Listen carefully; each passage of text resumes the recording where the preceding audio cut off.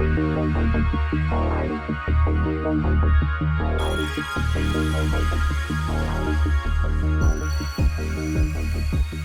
to the EchoCast. I am Morgan, aka Bon, and this is a podcast talking about the news, reviews, and speculation around video games on all platforms and in almost any genre. This week we will talk about Elden Ring, Bioware updates, Steam Deck, Destiny 2's new DLC, and more. Please take a moment to subscribe to and rate the podcast, as well as share it on social media and with your friends and your grandma. If your platform allows reviews, please leave one for the show. That's especially for iTunes and Spotify. If you are on YouTube, please leave a comment if you have thoughts on the show, a question for me to discuss next week, or to just help me out with the algorithm. If you are on Discord, please join the show's channel. Link is down in the description so we can talk about games, this podcast, sports, and anything else you fancy. Last but not least, please consider contributing to my 2022 Extra Life campaign by clicking on the link in the description or comments below. Let's get into it. Some gaming news. First story is Elden Ring's release and reception. Well, I think it's going okay. The OpenCritic score is 96 and the Metacritic score is 95. Players and reviewers are talking positively about how fun the gameplay is, how great the exploration is in the open world, the challenge, and how the open world feels great because it doesn't guide you and there's secrets all over the place. Some downsides that I've seen is that it isn't very approachable for new players still. This is typical for FromSoft games. Some issues with frame rate on PC and some complaints about the clunkiness of the co-op system. So my thoughts on it is the Elden Ring, all of these Souls games are just not my thing. I prefer a good story that isn't overly challenging. I will never pretend to be some hardcore gamer. Basically, the two things I like to play are easy story games that tell good stories or PvP. And, these games don't really provide that. I know that they have PvP, but I've also found over the years, I'm not huge into games that have like melee based, like medieval high fantasy setting games. So like I don't like The Witcher 3. I'm a psychopath, I know. I'm not interested in a lot of games that just are really focused on that. And knowing that about myself, it's allowing me to see all of these insanely good reviews for what is, I mean, let's be straight up, probably going to be game of the year. And for me to be like, I'm really happy for those people and good for you, but I'll probably pass. It is a situation where I wish that they did like a couple hour trial, because if the combat felt something like I would enjoy, then I would maybe be willing to try it. But I'm just kind of weird with melee combat games. So for me personally, I'm not super interested here. But just for gaming, to have a third-party game that's on PlayStation and Xbox score this well in what's really a fairly niche genre. I mean, I know these Souls games sell pretty well for all things considered, but this isn't Call of Duty. This isn't that kind of thing. And so for them to do as well as they do and to do this well, to score this highly, is really impressive. There is a small part of you that feels bad for like Horizon Forbidden West fans and stuff like that, because they just came off a bunch of pretty good reviews that weren't quite this good. And so Horizon almost had that flash of fame, but now Elden Ring is the new hotness, and that's where we're at. For me, I think for those two games are two games I'm not personally super interested in. So my third party perspective is that it seems like Forbidden West took what the first game did and improved it, but maybe didn't break new ground in any particular way. where now, like this Elden Ring, it is taking the Souls formula that we're very familiar with, but it puts it into an open world, and that could have been, bad. They could have made a very bland and boring open world that still did the dungeons and castles and stuff really well, that they've always done well. But instead they didn't do that. They made what a lot of people are saying is the best open world game like this that's out there. And it's because it seems like a big part of it is that people are enjoying that it's not like an Ubisoft game or even like Horizon, where it doesn't just have a bunch of markers all over a map and tells you exactly what to do and where. There's no like quest log in Elden Ring. There's, you don't know what to do beyond some fairly basic instructions from NPCs and things like that. So I think that part of the challenge is part of why people are enjoying this so much. And I think that maybe, Ubisoft and other games making these open world type games could really learn a lesson here, and it really couldn't hurt them to realize that, hey, maybe, the more hand holding you do, the worse the experience is. I'm replaying Metal Gear Solid 5 right now, and that game does have some of the like big map markers all over it thing, but most of the missions kind of give you an area where you need to go, and then you kind of have to figure it out by capturing people and interrogating them, by finding intel and things like that. So I think there is something to be said for how how fun it can be to figure things out yourself and not always have it handed to you. And I think a big part of the Elden Ring response is because of that, and that's like super exciting. It's very cool.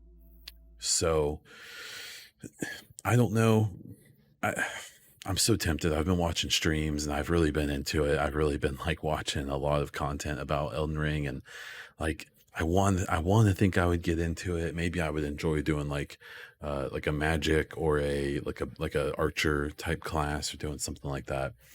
I don't know. I'm probably not going to pull the trigger anytime soon, but I'll definitely be keeping an eye on it and seeing if maybe they do. The ideal situation would be like in 6 months if they put it on Game Pass or something like that. I think there's some reason to believe it wouldn't surprise me if some of this new Spartacus PlayStation Game Pass competitor that's being talked about, that I wouldn't be surprised if maybe it ends up on there, but we'll have to wait and see. The second story I have here is Bioware gives updates on Dragon Age 4 and the next Mass Effect. So in a blog, Gary McKay, who's like the head of Bioware, gave some fairly significant updates about Dragon Age 4 and a small blurb about Mass Effect. So for Dragon Age 4, they started off with like a pretty detailed description of how games are made. No, they basically knocked it down to games start in conceptual phases, and then in that they move into pre-production where they're testing out mechanics and gameplay and things that they want to do. And once they have a blueprint and they know what they can do, then they move into full production where they bring in a big giant team, hundreds of people, and they start doing the thing that they conceptualize and pre-produced. And they do it on a large scale for a whole game, and then the game comes out. And so Gary gave the update that Dragon Age 4 is in the middle of that production stage. So they're out of concept, they're out of pre-production, and they've been in full production for half of the time that they expected. I'll talk more about that in a moment. Possibly the biggest news, though, was that Christian Daly, who is the lead producer on the game, is leaving, but is being replaced by BioWare veterans, including Mac Walters, who just released a very impressive and successful Mass Effect Legendary Edition. As for the Mass Effect news, they reiterated that it's still being led by Mike Gamble. It's currently in the conceptual and pre-production stages of development, and there's an emphasis on knowing gamers want these games soon, but also that they are focused on quality over speed of development with both of the games, Dragon Age and Mass Effect. So kind of my thoughts or some things I gathered about Dragon Age 4, knowing that full production for games typically takes about 3 years, I would say is the average. If it's saying that we're halfway through, then I would say that these estimates that people are throwing out that Dragon Age 4 releases in summer or late 2023 is probably pretty accurate. Jeff Grubb, who's a pretty well-known inside source for lots of gaming news, has been saying this pretty consistently, and I think that it's probably dead on. And what that means is that around that time, probably shortly before, but maybe after, they'll start full production on Mass Effect. So I basically reached out to a few game devs I know at Ubisoft, at Epic, and at a few other studios, and said, hey, here's the hiring, here's some positions that the Mass Effect team is hiring for. Here's this statement about that they're in the conceptual stages. Like, what does that mean? And basically the response I got was, pre-production and conceptual stages are like the most fluid, where you're doing prototyping, you're working on how to implement the story that they've probably already fairly detailed. Obviously those things can change as time goes on, but at this point they've probably kind of narrowed down the basic story they're trying to tell with this next game. So now they're trying to figure out ways to make the worlds fit what they're trying to do, to make some game mechanics that are interesting and new, to figure out how to do the stuff before they push it to the whole Bioware production team. And so one of the people I talked to actually said, this could come out as soon as 2024, probably late 2024, if they wrap up, if they start working on it sooner than Dragon Age 4 coming out. BioWare is a really big studio. Just because they have most of their people working on Dragon Age, in theory, you can start production on a game with a smaller team and then grow it as people finish up what they're doing with Dragon Age. So take that for what it's worth. I think late 2024 is probably a bit, as much as I would love that, because that's like 2.5 years away, I think that's probably a little that's very optimistic. My guess is that they will start full production after Dragon Age 4. I don't know, maybe give their devs a break, a bonus or something, some vacation time. I'm still betting on mid to late 2025 or even early 2026. It's not what I want, but it's what I'm betting on. When I was talking to the devs, it was really interesting because the reason that one of them feels, or the feeling I got with some of the follow-up questions I had, is that part of the reason that it could come earlier than people think is because while Unreal 5 is going to be really expensive for these developers to make the games on, because that they're going to have to pay a huge cut of the game sales. So however much money they spend on making this game, the recouping that cost is going to take even longer, because they're going to be having to pay Epic a big hunk of change for every copy sold. But the reason that may be worth it is because Unreal in general is just an easy engine to work with, even though they're going to have to make their own like RPG systems and stuff, more than likely down to the source code. They have experience doing that with Unreal 3, with the old Mass Effect games, and they're going to be able to use things like the metahuman system, at least for the humans in the game, to make them unique and realistic and save them a lot of time from designing every single detail of every single character in the game. And I'm even under the impression that there may be a way for them to work with Epic to use that metahuman to work with the aliens in the game as well. You would think that aliens like the Asari would be able to use the metahuman system, and then they would just basically tack on their head tentacle things.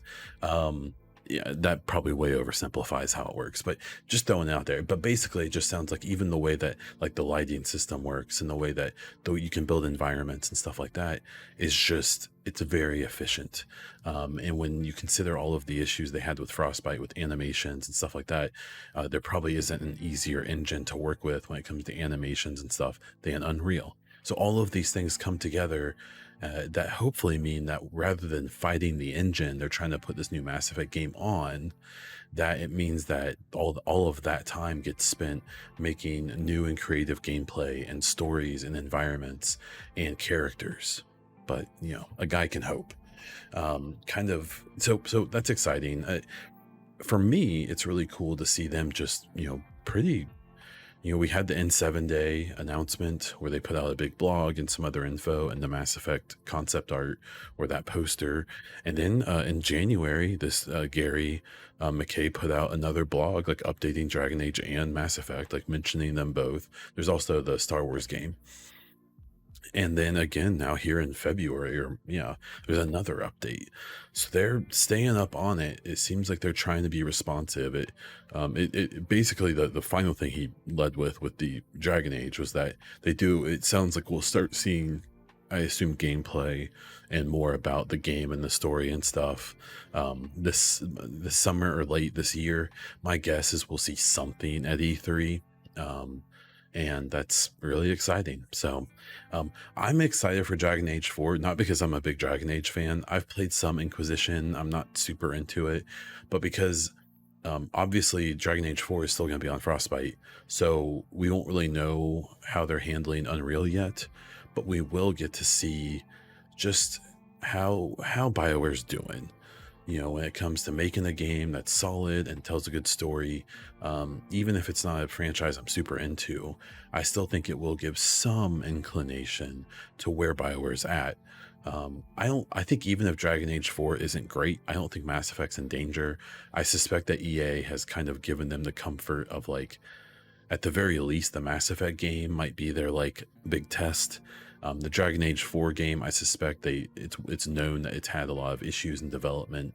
That it went from being like an MMO, like live service game, to now I think it's like a single player experience with no live service, which a lot of people applauded, me included, because I hope that they keep that philosophy with the Mass Effect game, that they don't try to make it more than it needs to be. But yeah, I think this is all good news. Obviously, the producer leaving isn't great, but I think people need to be pretty chill about people moving studios right now.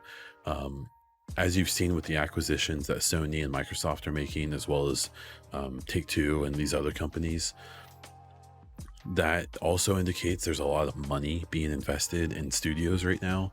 And so you're having new studios crop up or existing studios starting to hire, and they're gonna be throwing out big money to experienced, well-known, good developers. And that means that developers are going to leave studios that they're at currently to go to new ones, and then the studios they leave will get new people too. So it's there's a lot of money being invested in gaming right now, and you shouldn't be disheartened by seeing developers move around, because it's kind of a nomadic job. When you see developers be at one studio for more than 10 years, it's kind of surprising right now.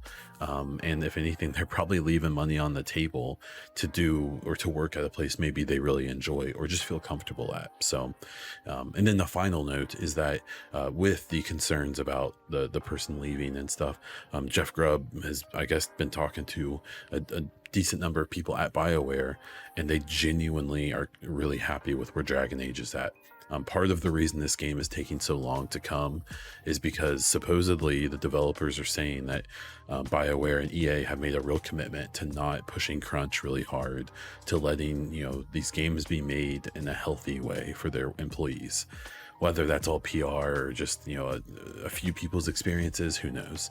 But it seems like that's what's going on. And as much as I would love to have my new Mass Effect game in a year or 2 years, I would rather the people who made it not hate themselves or their job.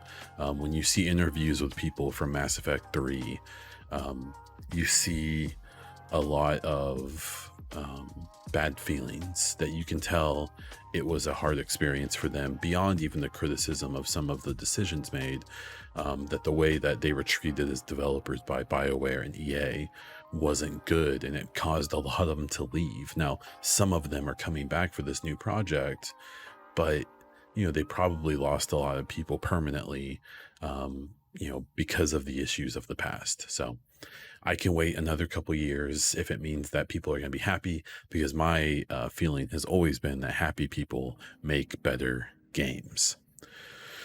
Okay, moving on to the Steam Desk release and reception. So if you don't know what this is a Switch-like device. It looks like a Switch, made by Steam, the maker of Counter-Strike and Half-Life, and or by Valve, not Steam. Valve makes Steam. And it's essentially a handheld PC. The thing about it is that say a handheld like the Switch is essentially a big phone. Its processor, its CPU and GPU capabilities are based on mobile processors. The unique thing about the Steam Deck is that it's a full-fledged desktop processor. Now it's pared down. It's been made custom for this situation, so it's not like a big Ryzen 7 5900X or something, but it's a substantial processor, and the GPU as well. It is a GPU in the system. Again, it's pared down, but what you have to realize is, say the consoles like the PS5 and Series X, or even your PC, they have these components, this hardware that is miniaturized to a point, but it has room, right?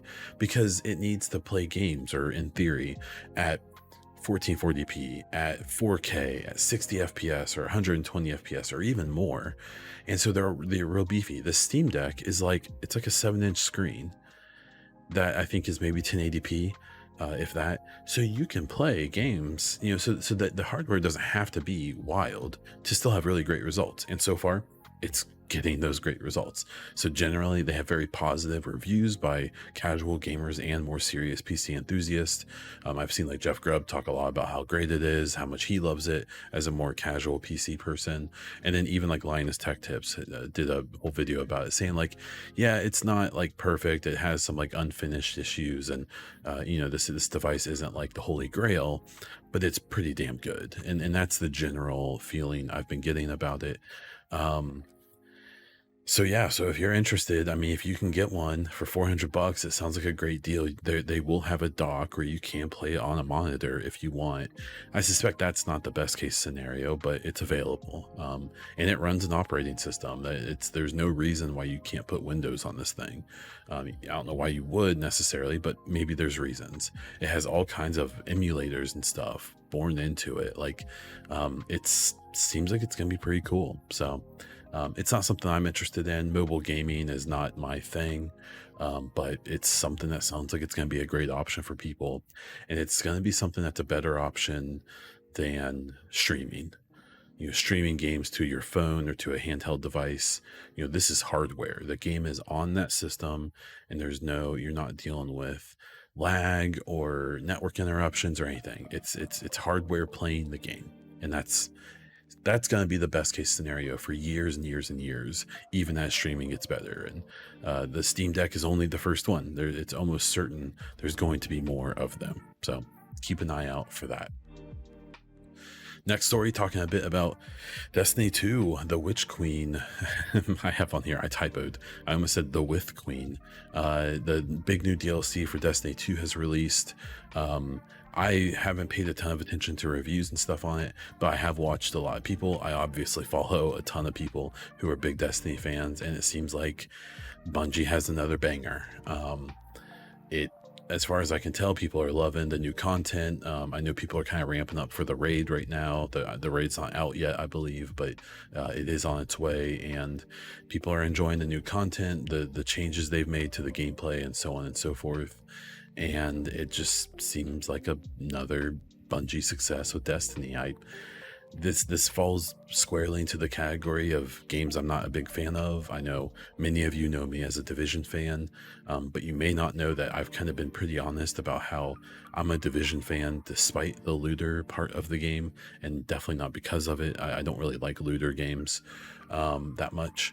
So it's still fun to watch it from afar, though, and to see my friends be excited and happy, and to see people getting pumped. It's, games are cool, and they're supposed to be fun and exciting, even if it's not a game you care about. And in the more good games that are out there, it's the high tide raises all ships or whatever. It's, we're in a really cool situation where all these good games are coming out from big to small studios, and all that does is ramp up the quality of all of the games from top to bottom, and that's really, really exciting. That's very good. It's good for everyone. So yeah, so there we go. So if you're a Destiny 2 fan, it looks like this is worth jumping into. Second to last story here, Call of Duty 2023 delayed. So it was revealed this week that plans to release the 2023 Call of Duty, so not this year but next, have been changed, and they're going to push it back a year. What that means for this year's Call of Duty, which most people are expecting to be a sequel to the 2019 Modern Warfare game, it appears that this is going to be a longer lived game than most Call of Duties that tend to have about 1 year of content. This one looks like it's going to have 2 years, and we'll see how they handle that. It's assumed, so there's been rumors that Warzone is, as we know it, going to end, and they're essentially going to release like a Warzone 2 with this new Modern Warfare. We'll have to see what that means, really. I suspect it'll still basically just be a big update, but maybe pretty substantial. And I think this is a good thing. There's some speculation that this is happening because of the possible buyout by Xbox of Activision. When those deals happen, until they're approved, there's some very, very specific laws and rules that Xbox can't dictate anything that Activision does until the deal is done. In fact, it's like a huge deal that they can't, and that they can't do that. So we'll have to see. Maybe there is some people in the upper management like, okay, this is what Xbox is going to want to do. Maybe we discuss this during the negotiations. Let's just go through with it. And or maybe the 2023 Call of Duty is in rough shape, and they were going to do this either way. I don't know, but at the end of the day, I have a pretty good feeling it's going to be good for the game in the long run, but we'll have to wait and see. And then the final story is obviously a pretty grim one. If you aren't aware, or if you've been living under a rock, the Russian Federation has begun a full-scale war and invasion of Ukraine. This has been a weird thing for me. I'm sure for everyone, and I say that as someone who lives in the middle of the United States, who, at least for the time being, is in no danger of anything. It's been a weird experience for me because as an adult, like I'm 33, so I've lived a life of I was alive during the entire 20+ year occupation of Afghanistan, the extremely long and drawn out conflict and occupation of Iraq and Afghanistan, and so like I've seen war. I've no friends who have gone to war. I come from a military family, which they're the ones who convinced me not to join the military because they saw what was going on. But this has been especially hard for me because I think I'm old enough to like recognize that like those houses that are getting blown up, those streets that are getting torn up and destroyed, those schools that are getting knocked down, these people who are evacuating, like there's real people behind all of this, just like me and my family. I see men at train stations saying goodbye to their wives and daughters, and they're all sobbing because they know they may never see their dad again because he's gonna pick up a gun and fight for his country, for his livelihood, for his people, for his family. And especially now having a daughter myself, this has been It's been hard because I see these men fighting, and I see fathers, and I see sons, and I see friends. I see these cities being picked apart and destroyed, and I see memories and history and culture.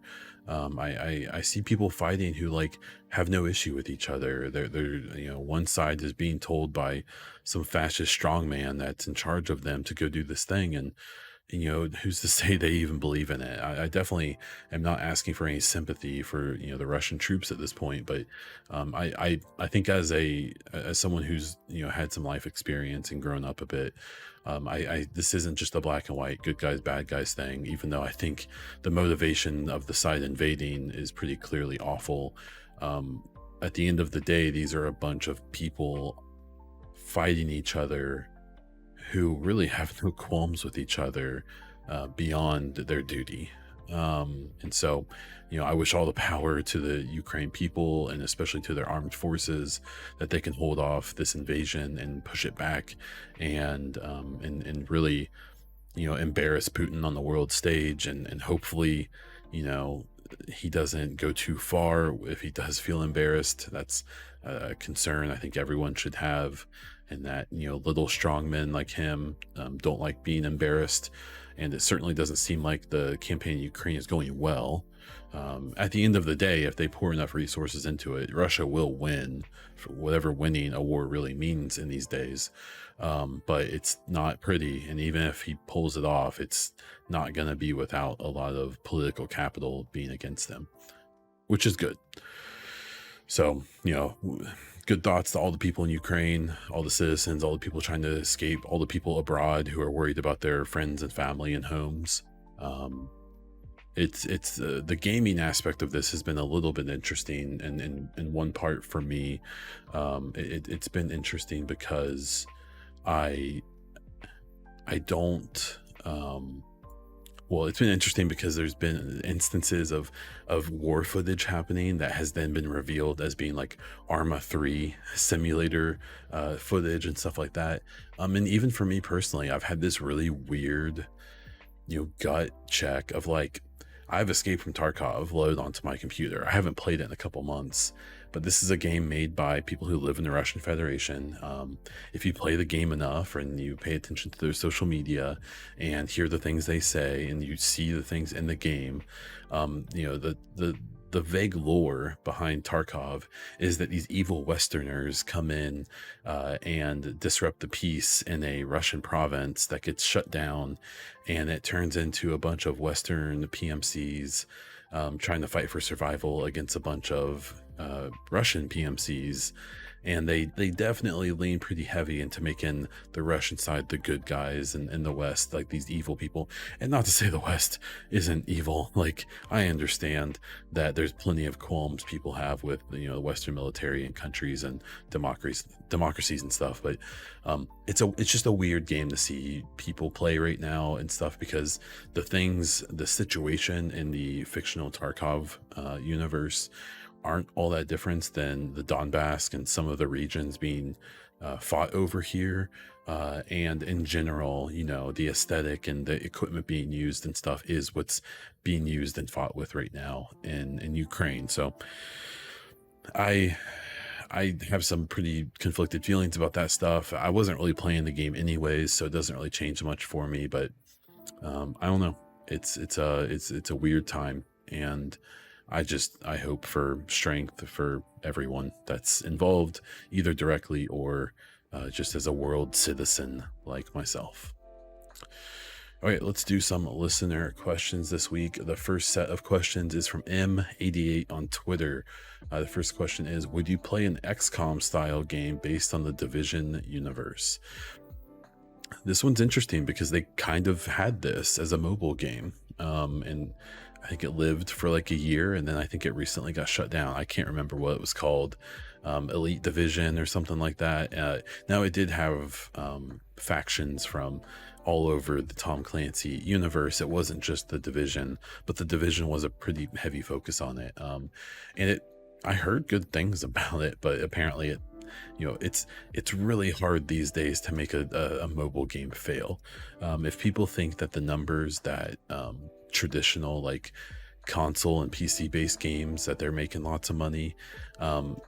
Most gaming media, typical or general gaming media, doesn't pay much attention to mobile, but mobile is wild. They are making so much money over there. And it's why you see there's whole studios who are dedicating themselves, and publishers who are really dedicated to mobile, even though quote unquote true gamers don't like it and don't care about it. It's where the money is, man, like it or not. And it was surprising to see that game fail. So I'd be interested. I haven't played the other XCOM games. I've seen them be played. I've watched them streamed. I like strategy games. I just never have really gone all the way to play them. So maybe I need to relieve that, or maybe if they made a Division 1, it would give me that kick in the butt to do it. Next question from MAD8. If someone would buy Ubisoft, who would be your pick? Well, there's a part of me that I'm an Xbox guy. I don't have anything against PlayStation. It's just I prefer Xbox. So I guess I wouldn't hate that. There is an argument to be made, though, that like Sony isn't the worst if they were to do it. I don't think they should or could. But the way that they're handling the Bungie acquisition with allowing games to remain where they are is pretty cool. And supposedly new IP will be the same way. So maybe them. I can tell you, I sure as heck would rather see Xbox or PlayStation buy Ubisoft than Tencent or any of the other companies that have tried before, or could possibly try in the future, who are purely just scooping up everything for better or worse. Not to mention some of the issues with where the money's coming from and where those companies are based and so on and so forth. So yeah, I mean, Xbox or PlayStation seems like they would both work, because I think at this point we may run into a situation where neither one of them may make their games exclusive. I don't know. We're in weird times right now, man. It's crazy. Next question from MAD8 is, does PvP really matter in open world games? It sure doesn't seem like it. I know people want it to. I know there's a pretty minuscule but very passionate PvP player base for the Division. I'm even aware that there's a fairly passionate and extremely small number of people who are really into like Breakpoint and Wildlands PvP.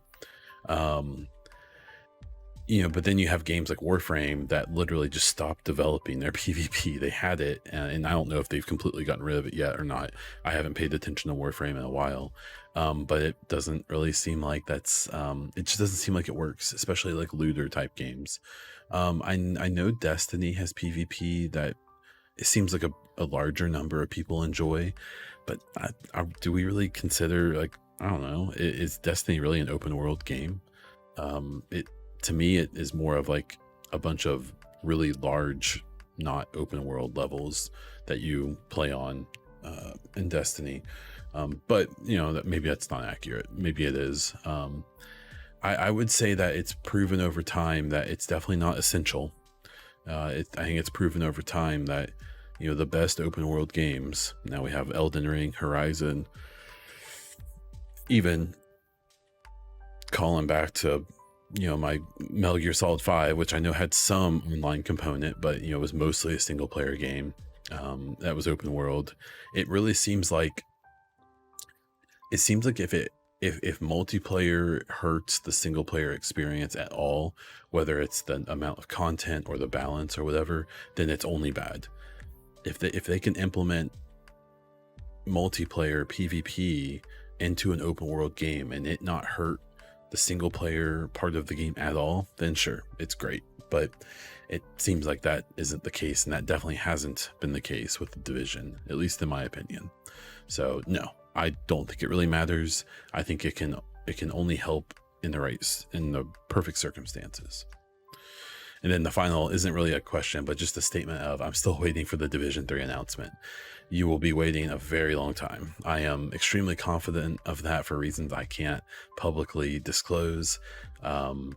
I think the very soonest a Division 3 would even begin like conceptual stages or pre-production would be like when Star Wars comes out. And I don't expect that to happen until 2024, probably, which means no Division 3 for like 5 or 6 years, probably. That's my conservative estimate. And the one thing is specifically people who I've seen being like, yeah, I heard that Massive has a secret team working on Division 3. They don't. I promise you they don't. There might be a couple people who are working on some story stuff or conceptual stuff just to have it ready. But they're working on 2 gigantic AAA license games. They're working on a AA game that they haven't announced yet. They're working on the Division 2 still with a really small team that's leading another team. They have a whole team dedicated just to Snowdrop because Ubisoft is starting to use Snowdrop the way that EA used Frostbite. There's no one at Massive to work on Division 3, and as far as I know, that game hasn't been given to like another studio. And I'm gonna be straight up, after what we saw happen to Ghost Recon when it got taken away from Red Storm, I don't think anyone should want another studio to take the Division. For all of the ups and downs of the Division 1 and 2, I don't believe there's a studio at Ubisoft that could do better with it. So that's just my opinion. Maybe I'm biased because I like Massive, but I'm pretty confident about that opinion. 2 questions here from Master Prime on Twitter. Can hype be bad for a game, and how bad is nostalgia for the gaming industry? I think hype is terrible for games. I think that we can look at Cyberpunk as a big example of that, as a game that isn't a bad game, but came nowhere near the hype that was generated for it, both by CDPR and by the community following the game. Even The Division, I think, is a franchise that fell into this trap. The Division 1 had crazy hype. I think the Division 2 hype was a little more measured, but Division 1, I mean, we thought we were going to get this revolutionary open world experience, which I think we did eventually, but definitely not to the level that we thought we were going to get. That first trailer from 2013, everyone still references. We never got that game, and we still haven't. And from the previous question from M88, that Division 3, when that comes one day, if it comes, I wouldn't be surprised at all if we see like a soft reboot of the type of game it is. Maybe it's still a looter, maybe it's not, but it's probably gonna be a lot different. And I wouldn't be surprised if the Division 3, or whatever it would be called, is gonna resemble what we initially expected from the first game a lot more. But and part of the reason I say that is that if you take the Division 1 and you look at the stuff they added for Division 2, it's a lot of the stuff that we thought we were going to get in the Division 1. They more fully realized that initial hype. Not perfectly, mind you, but they definitely took more steps in that direction. So, and then the second part, how bad is nostalgia for the gaming industry? I mean, as a big Division fan, I think Division 2 has a lot of issues. I still think it's a really good game, and I think, and I've seen, people who should be bigger fans of that game who are just stuck on Division 1, and it's, even when there's things that I think are objectively better than Division 1 in Division 2, you'll see people like talking. I mean, you see people still playing survival. That's a game mode that has not been updated since it came out, and it's cool and it's different, but it's not that great. But there's a lot of nostalgia there, and it's still nostalgia even if you're currently playing, right? Like, but I really think that nostalgia, not just with the Division, but with lots of games, people are looking back, like this Perfect Dark game that's coming from Xbox. People have a lot of nostalgia for the old Perfect Dark game, but this new game is probably going to have barely anything to do with the old game, right? It's probably going to be an entirely new experience, just pushing forward that lore and that story and those characters, but like, it's not going to play the same. But people are going to have this nostalgia, even though they haven't gone back and played an N64 in 15 years. They still remember what they think they played and how amazing it was. And if this new game doesn't surpass that, even for a game I harp on all the time now, Mass Effect, this next Mass Effect game that comes out, it's, well, man, like it's gonna have like, there's a big community issue right now with nostalgia with people. There's some people who say that they don't need to try to rely on nostalgia for this next game. They shouldn't have Shepard, they shouldn't have any of the OG crew from the trilogy. They should move on completely with all new stories and all new characters and everything. And then there's other people like myself who think that a game like Mass Effect and a lot of other legacy games that are struggling can, like, nostalgia is a powerful tool. If the next Mass Effect starts up and the camera pans up and shows Commander Shepard's face, no matter what they do after that, and they have the song Vigil playing in the background, no matter what comes after that in that game, it's going to be so hype because it's the nostalgia of that is a big deal, but it has to be handled appropriately. Third question, or third person here with a question, was Frost Fiction. It says, what do we see first, Heartland or Frontline? It's gonna be Heartland, and that's all I'm gonna say. Heartland. God, I don't even know if Frontline. I mean, they canceled that beta or whatever it was, the closed beta, and we haven't heard anything else about it. How about X Defiant? I kind of made a joking tweet about that last week of, what the heck's going on with X Defiant? They haven't made an update in a few months. And because I'm under, an agreement, I can't really talk about it, but I saw some public perception of it, of some stuff people saw that wasn't very good. And that game just frustrates me because it was so obviously supposed to be a Division first person, like Call of Duty shooter or hero shooter. And some doofus somewhere was like, we need to add in Ghost Recon and Splinter Cell and whatever. And instead of just letting it be cool and letting it be like a cool Division thing. But, as we've learned from Ubisoft over the last few years, if they aren't crossing over, they don't know what they're doing. So unfortunately, that's our reality now. So yeah, but I think we see Heartland first, and probably by a country mile.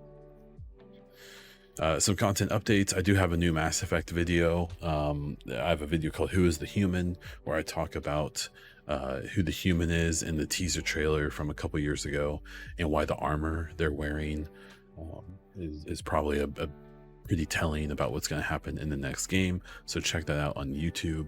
Like I said before, I am playing Metal Gear Solid 5 right now, out of some nostalgia, partially because it's a really, really good game. And kicking some Russian ass kind of feels cathartic right now. And then finally, February, as exciting as it is for everyone playing games right now, it hasn't really been for me. So I have been struggling a bit to jump on and stream. But I am excited about Starfield, that next Call of Duty, and Stalker 2, as well as like Redfall, and there's a few other like smaller games that are coming I'm excited for too. So hopefully we get some new stuff out there that I can play and be excited about. And that's it. That's this episode. So thank you for listening. Thank you so much for listening. You can find me all over the internet as Bon Diesel, especially on Twitter, YouTube, and Twitch. Please consider donating to my Extra Life 2022 campaign and check out the EchoCast and Bon Diesel merch. Links for all of that are in the description or the comments below, or over on my Twitter. And that's all I have. So until next time.